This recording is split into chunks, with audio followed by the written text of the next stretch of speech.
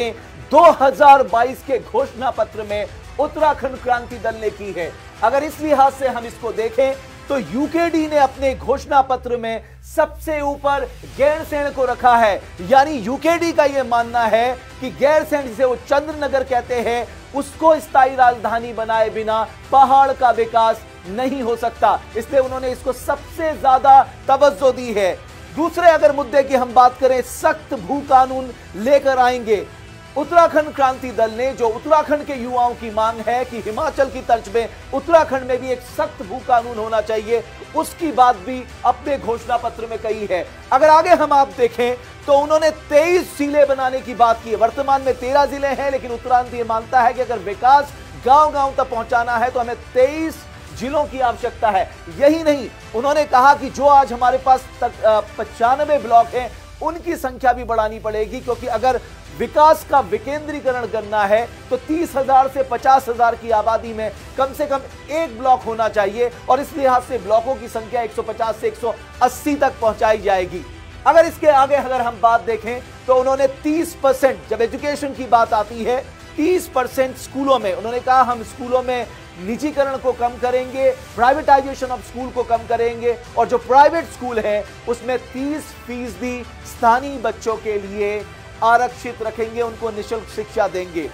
एक जो सबसे बड़ा मुद्दा है पहाड़ का और पलायन के लिए जो बहुत हद तक जिम्मेदार है, वो है हमारे यहाँ स्वास्थ्य सेवाओं की कमी, और इस लिहाज से सबसे ज्यादा जरूरत होती है मानव संसाधन की। और यूकेडी ने यहां पर कहा है कि डॉक्टर्स, नर्सिंग, पैरामेडिकल स्टाफ, यानी वो हॉस्पिटल को मजबूत बनाएंगे, अच्छी स्वास्थ्य सेवाएं लोगों तक पहुंचाएंगे।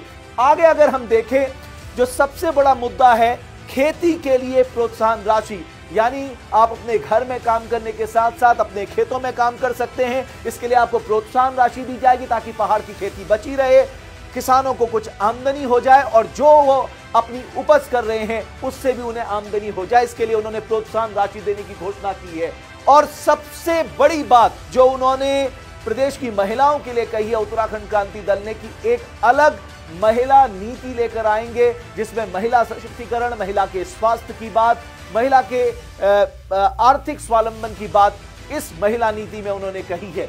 आगे अगर हम बढ़ते हैं, युवाओं को रोजगार की गारंटी दी जाएगी। हम सब जानते हैं 2022 में सबसे बड़ा मुद्दा, और देवभूमि डायलॉग के सर्वे में भी ये बात सामने निकल कर आई है कि एक बड़ी युवा आबादी मानती है कि बेरोजगारी से वो परेशान है, और इस बात को एड्रेस किया है यूकेडी ने। उन्होंने कहा है कि वो गारंटी देंगे युवाओं को रोजगार लाने के लिए। इसके लिए उन्होंने कई सारी बातें की हैं। मसलन अगर आप उद्योग लगा रहे हैं तो उसमें हमारे लोगों को प्राथमिकता मिले, छोटे उद्योग लगाए जाएं, पहाड़ों में उद्योग लगाए जाएं, छोटे लोकल इकोनॉमी को आगे बढ़ाया जाए। इन सब का जिक्र उन्होंने अपने मैनिफेस्टो में किया है। ग्राम स्वराज, महात्मा गांधी जी का नारा था ग्राम स्वराज का, और यही अगर आप देखेंगे यूकेडी ने भी इस संकल्प को दोहराया है। ग्राम स्वराज से मतलब यह है कि जब तक विकास आखिरी गांव के व्यक्ति तक नहीं पहुंच जाता, तब तक वो विकास के कोई मायने नहीं है, और यही बात यूकेडी ने अपने संकल्प पत्र में दोहराई है।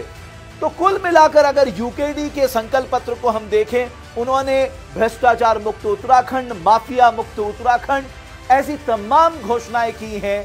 अब देखना दिलचस्प ये होगा कि यूकेडी के इस मैनिफेस्टो को लेकर खासकर जो उत्तराखंड का जन समुदाय है, वो किस तरह से 2022 में यूकेडी के भविष्य को तय करता है।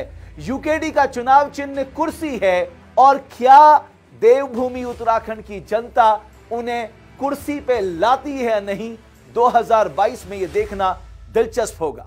बहुत बहुत धन्यवाद आपका।